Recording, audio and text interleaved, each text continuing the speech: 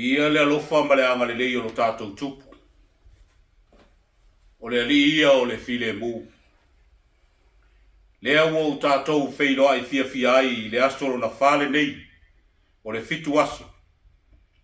O le wha manatuina. O le soifua mai o le pepe fou o le whaolo tanga o le lalang.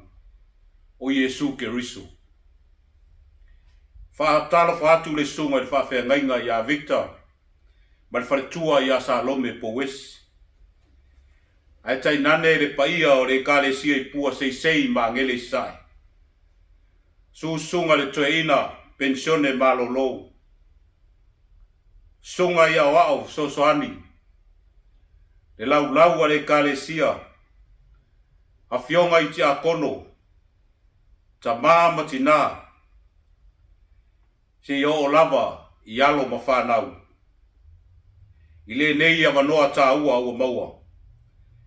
Se I fai so mātou sao, e ala I pespesenga, o tala, o wha ewanga lia e vi ia ma sulai na aile alofa o le atua. Lea ua tātou wha taritari atu. I le wha manatuina o le aso na soifua mai aile mesia. O le pepe o le whaolatanga o pua sei. O Taniren, o Samoa, male lalolangi a atoa. Fatalo fatu sa mo I lau whafonganga. I le suafa manu malo Yesu Keristo. Malo le soifua manuia. O le ao ngā sāma le au talavou le nei a Taninen. Ia po tane tini fo. Mo sona sao I le fitu aso a maa ngele I sasai. A wā lava le soifua mai o le pepe o le Kirisimas. Ua wha manatuina I le au kerisiano uma o le lalolangi. Se o tātou whaafetai le atua.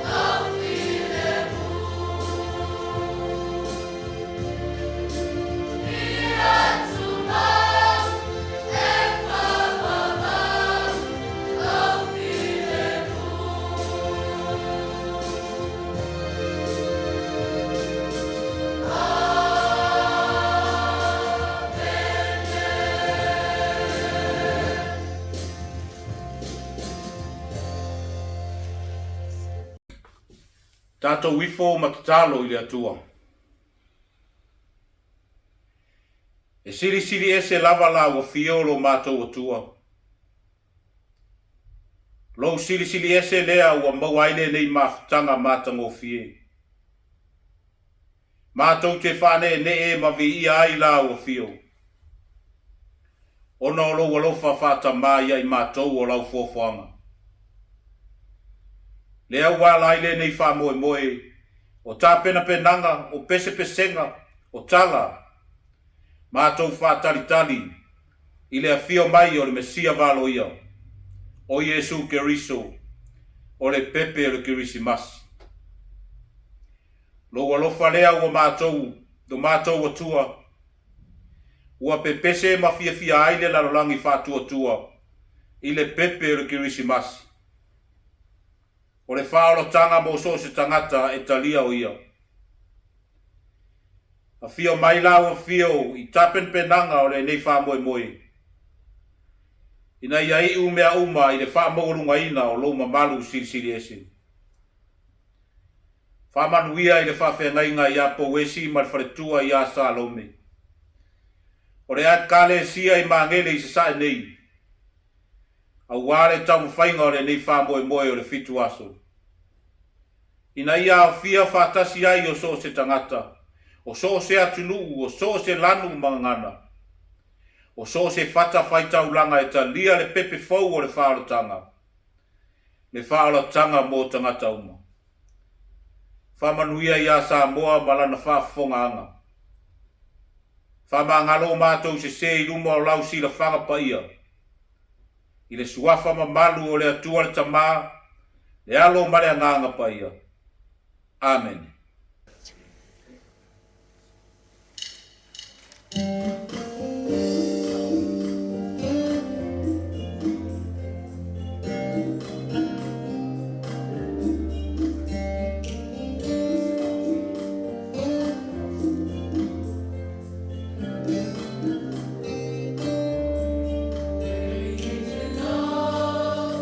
Your baby boy, when I made love.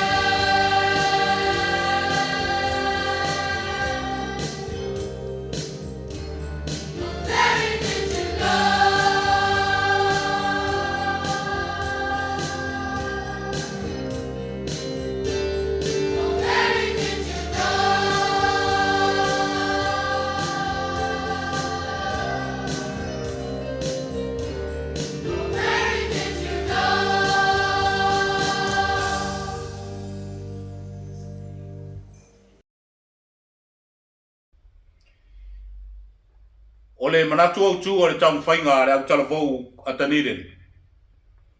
Everyone is included. E ao fia tangata uma. O lona winga.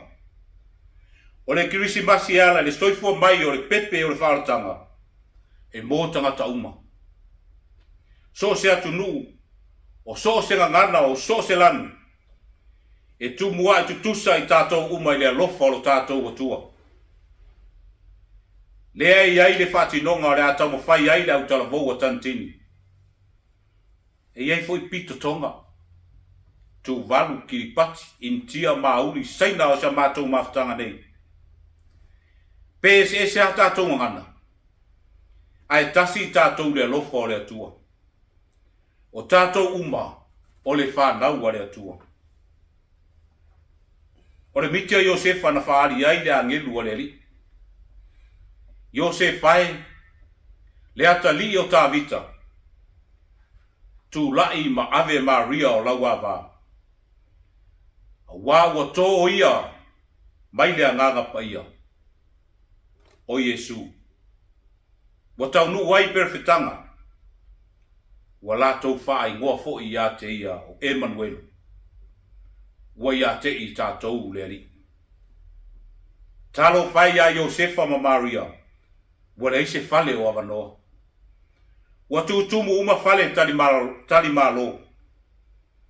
Na o le fale o manu o lo o avanoa. O nisi o le whanau o le atau whai atu. E iai pito tonga.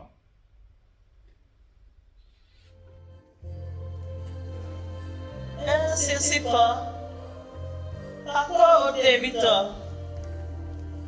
O na ake li fia ke o minga mele. Hoko waifi. O kumei kena tutu i rira. O kumei he lau mahi e ma oni oni. Pea tene aloi hatama. Pea whakaingoa ia ko sisu. Pea tene whakamahui. Hene angahali angahala. Kakai nei whakamahui. Ngahi. Wakai feitama. Ai taukou. Pea tene aloi hatama. Pea whakaingoa ia ko Emmanuela.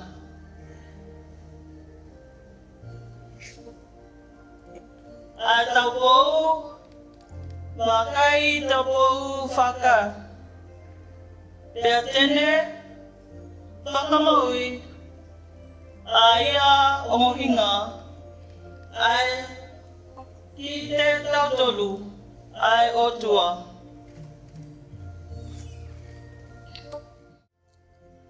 Mele, tau anu.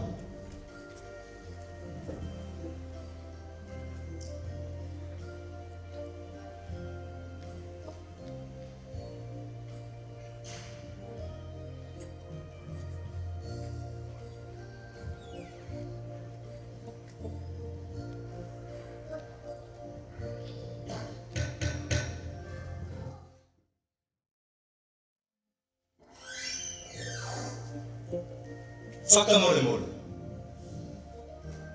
Oku iai haroki o kota. He mei whahena. Ho waifi. Oku! I kai te. Mata aloki ia.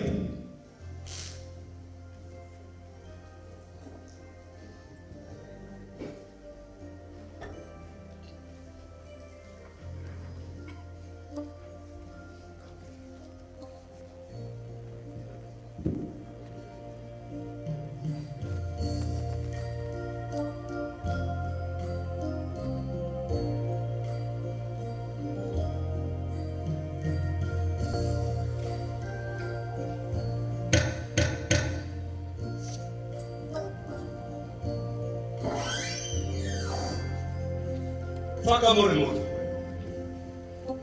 Oku yai harokio kota. Mahoko esi. Oku foi na tahi.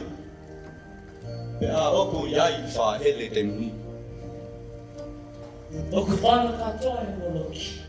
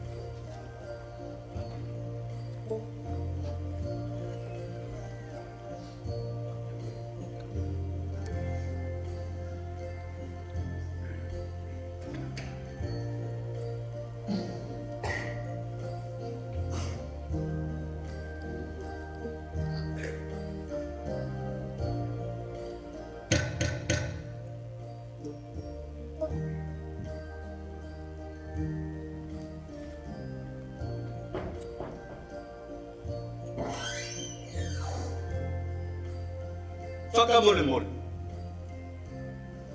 Hame a pekitaku. He mei fōlo. Peke mau ke tia marolo. Doi ana kai pe. Ai manu tuaka. Sai ya malo.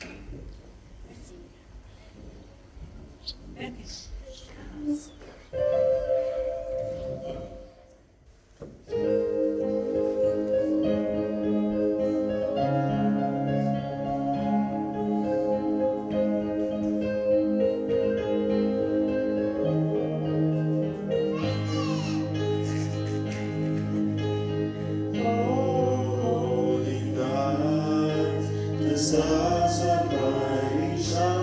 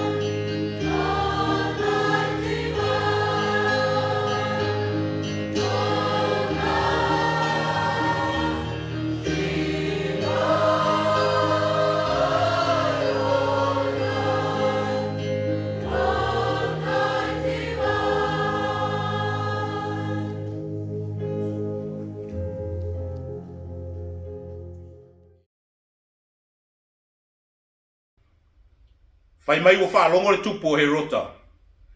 Ua whanau mai le tupu o i utaia. Ua malanga le au mākoi e sa ili le whetu pula. O le whaasino ala i le nofoanga ua whanau mai ai Yesu. Ua tupu le loto vale o he rota. O lea ua ami ai i mākoi. Ao atu e sa ili le nofoanga o whanau ai Yesu ai maua. Ia toe foi atu e whai loa ia te ia. A wā o ia foi e fia ifo atu i le tupu. O le a whaatino ina i le whanau mai tu wanu.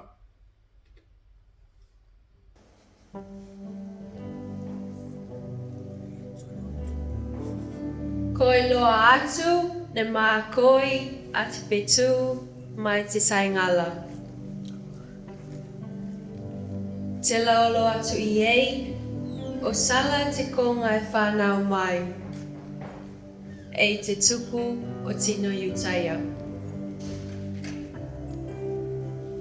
Kai ne langona ne he lota.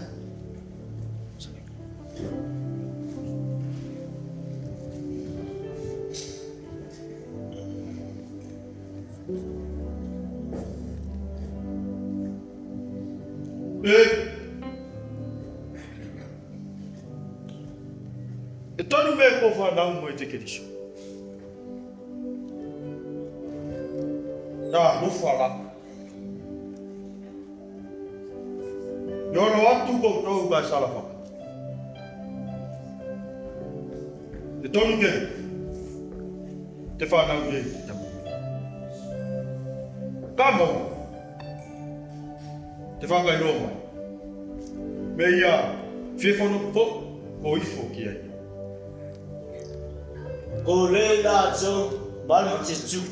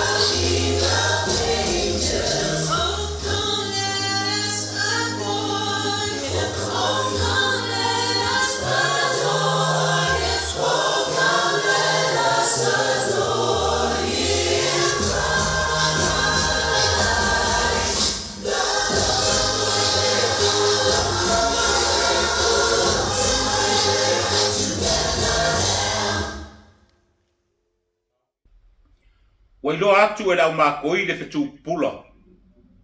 Ua lātou o atu. Tā lofa i le pepe fou. O le tupu o tangata uma. Ua soifua mai le fale o povi. Ua lātou wifo. Ua mori ai a lātou mea alofa. O le aulo. O le pululi pano. Ma le pulumuro. Le ala mau lalo. Ua fofoa mai ai le manu malo ma le whaarotanga o tangata uma.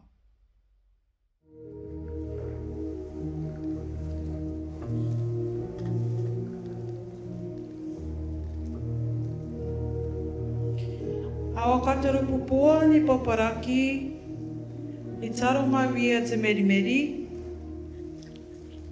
Awa kaiki ai a ati, ni a ngana pa ai, a te rekora, pateri pano, ma te mura.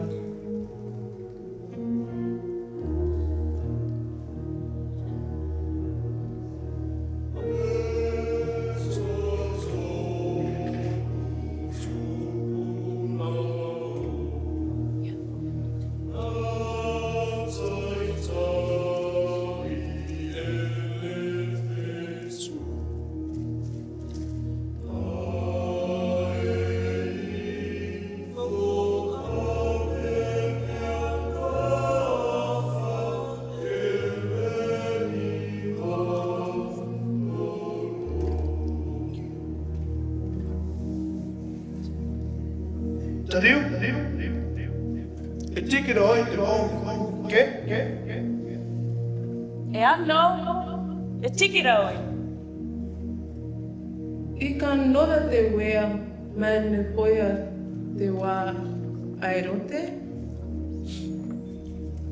Awa antara, o tān mai te itoi.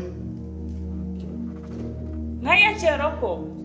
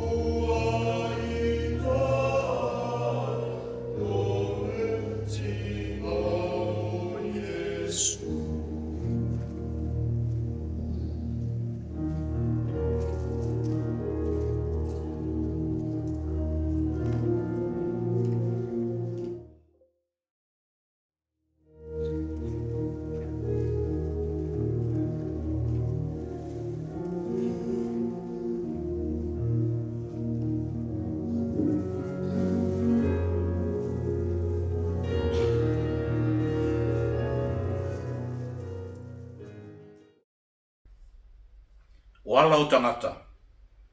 E leo le fina ngalo lea o le atua. E fesoa soani mata i ala le atua i o tātou wala uma. Ina ia le lei. Ma manu ia ai le lalolang. Whaasino e le atua le ala sao. E o ai maa koi. Ai aua le toi fo i a he rota mo na ala. E maa lei ai le lalolang. Ona o le wha maurunga ma le fau le anga. Tātou sāwa vali maula i ala o le atua. Ona tātou manu māloa ia i whātasi ai lea. Ma ia i le ola e whāwau. O le whātinonga o le atau whai e le whānau mai ntia.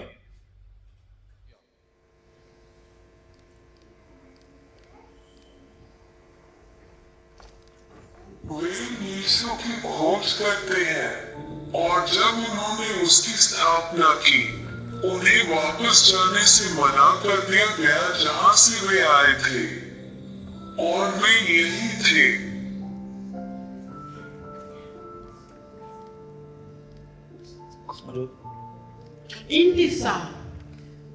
Indisa, hongi mi atariki. तुम लाकस नहीं चाहते हैं तुम लाकस नहीं चाहते हैं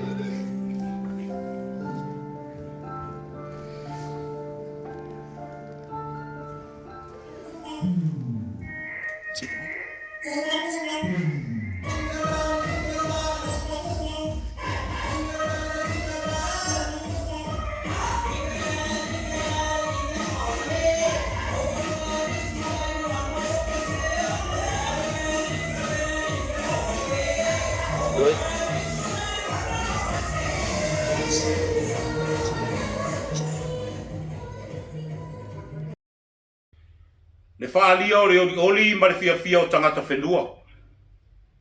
E ala I pespesenga o Kirisimasi. O wā o le Mesia wālo ia, mō tangata uma. O le Iesu mō mangele, mō taniren, mō mauli, mō niusila, ma le lalolangi atoa.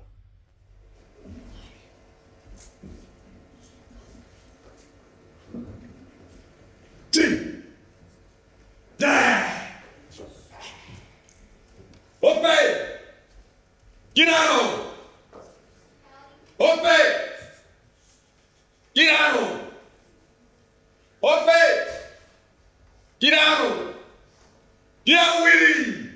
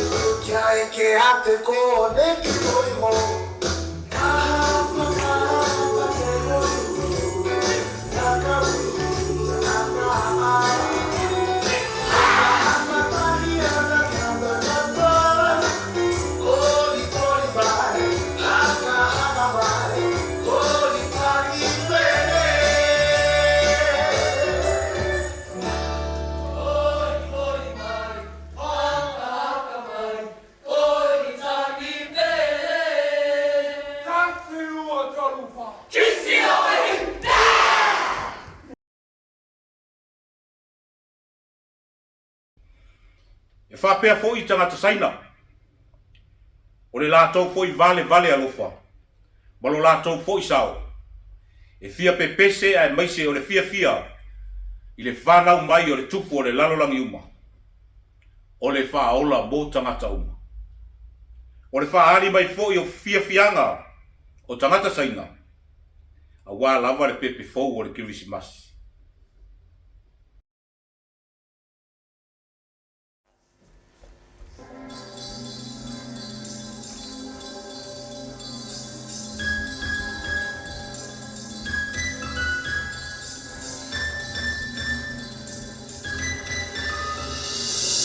冲破大风雪，我们坐在石桥上，快奔驰过田野。Thank you.